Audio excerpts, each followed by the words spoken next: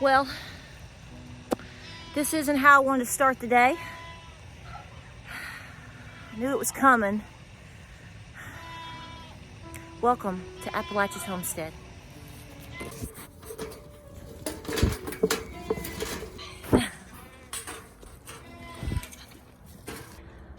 Okay, so I'm gonna carry on with my chores before I get into talking about this, because you know how you find something or something happens and your mind just for a little while just sort of races and you go over things with your mind.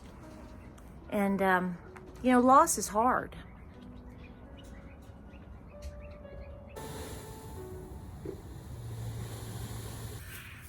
So I'm trying to make this video, but I'm trying to carry on and get my morning chores done and gather my thoughts.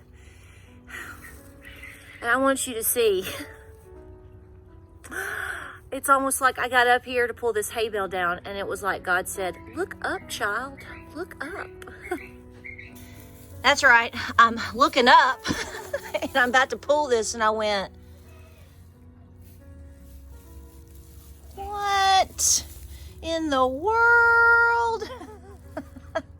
So I'm standing up here, and I almost yanked this thing down on top, you know, over my shoulder just to fall down.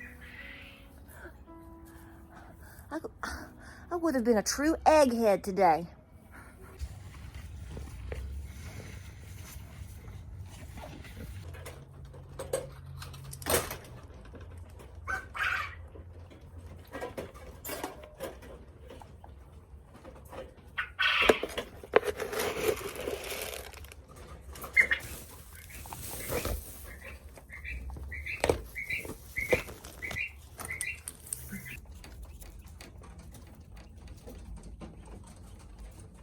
Okay, so I'm going over everything in my mind. I do this every morning, where in the evening, whenever I'm doing the feeds, it's like I have to do it like, okay, water, food, hay, treat, hay. Yep, you did, you know, you have to go over all these things.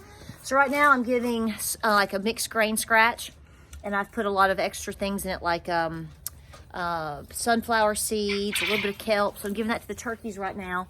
Probably do a few extra treats this morning. That might be good.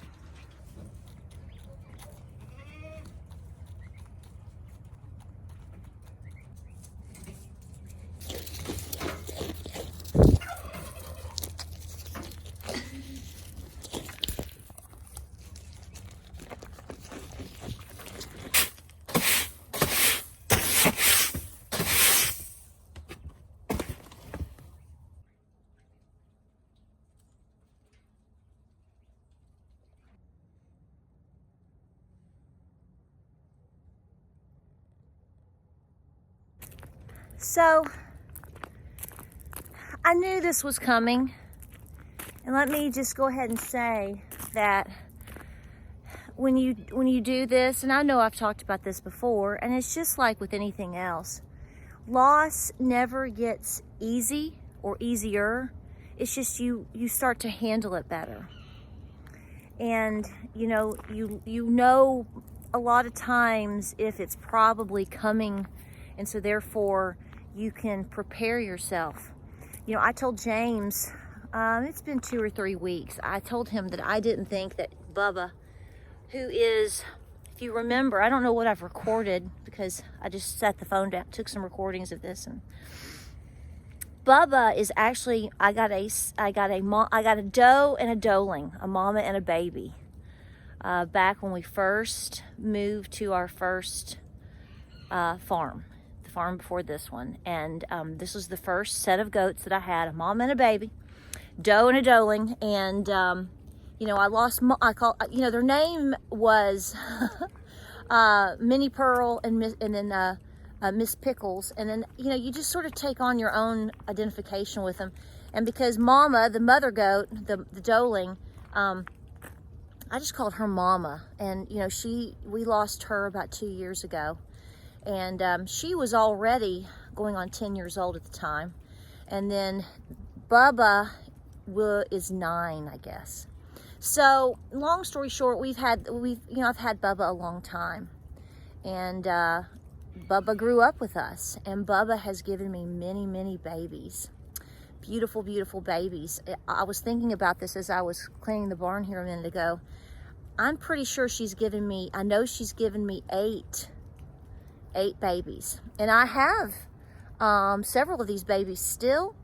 And, you know, all of my other babies have come from her. So this is kind of like how you're, you know, they tell you when you have a goat or you have a cat and it's, or whatever, and that's the mama. These are the mamas, and the rest of the life of the farm has sprung from that in a lot of ways.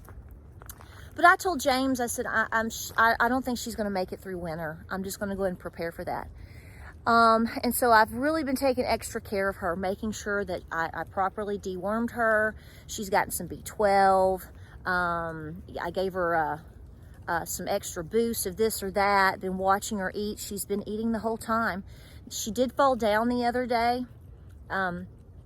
She couldn't get up, so we had to help her up. But once she got up, which kind of put me on alert, you know, I was like, do we need to put her in? Should we put her in? See, like, she runs with the goats. She runs with the herd. She's the mama. She's the goat queen. And so that's where she wants to be. So if you separate her, that causes a different level of anxiety. So yesterday, I know she was a little bit slow, but she was eating. And I told James, I said, I think we're going to have to try to give her some more boosts. We'll see how she does by tomorrow. And I left her. She goes into the undershed part that's covered and everything with the goats. And so obviously I found her this morning. You know, the thing is she was eating. I've been checking her. I watch her eat hay. She takes treats like crazy. She wanted a lot of treats. We had some weight loss. You know, it could have been a silent killer. It could have been pneumonia. You know, there's a lot of different, no temperature. I did take her temperature. She didn't have a temperature. So, you know, I think this is just a matter of age. But I did tell James, I said, you know, I said, she's doing well, but it could turn really quick and we may have to make a decision. I said, it may happen before Christmas. Last Christmas was very dramatic with all these babies. A lot of them are her mamaw. So I pulled her aside and we're going to bury her later when James gets home. We have our own spot, special spot. But, you know, the thing is all these folks, different folks have different opinions about these things. You know, I think that when an animal isn't eating, isn't drinking, you know, you have to work with them for a time period to see what you can do, and then you may have to make a decision. If you think there's pain involved, obviously, just depends on the situation. And I kind of kicked myself a little bit in the midst of making this video because I called James and he was like, Tara, there's nothing else you could have done, and you didn't have to make a decision. And we were making decisions daily based upon, you know, what we were seeing and what we were doing. And actually, he said, I think we've actually prolonged her. You know, all the extra care we've been especially giving her over the last, you know, 3 or 4 weeks. So, you know, what else can you do? You know, it's that sort of situation. But you're going to get bonded. I just want to warn you. I think a lot of people don't like to talk about this. And the bonding is very hard and very serious. The longer you have an animal and the more they provide for you, you know, some people are so zippy, zip, zip, zip. You know, I got this and I'm going to turn it around and put it on the plate. And I don't have a problem with that per se, as long as it's done right and humanely. But at the same time, you know, I think I always want to make sure, I've always spoken about the opportunity that, you know, don't miss the opportunity to connect. See, that's the vulnerability in this whole deal. And, like when I film my deer here on my property and I put it on Facebook, I know a lot of people are just, you know, being cute and trying to have a conversation, saying, oh, that'd look good in the crock pot. You know, I joke like that too when I see a possum. But at the same time, I always wonder if that person really understands the connection that we should have with all of these beautiful creatures that God has given us. It takes a much stronger person to recognize that their trust and relationship with you is so much bigger and better than necessarily, you know, you dragging it home and putting it in the crock pot. And the best of all worlds in a lot of scenarios is the respect that comes along with that mentality and being able to do both. That's very hard. It's very hard. It's very hard. You hear that? They're blowing the leaves off of the road. Our road is very rural. And the trees, the canopy of the leaves that have fallen, and now that it's all wet, it's very dangerous, so very slick. So the county comes through and is clearing. You know how you get snow plows in Minnesota? We get leaf plows here in East Tennessee.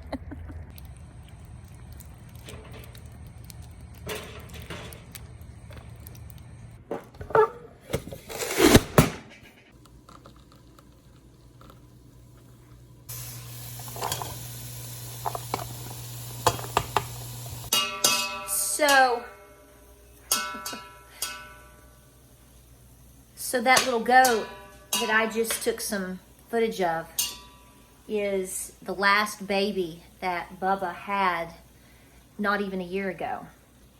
He's little weather. She had late last spring. You know, we had all those babies. She was, yeah, one of them too. All of them, just about. But I've named him Two Socks. You can see why I named him Two Socks. And he is the final baby of Bubba.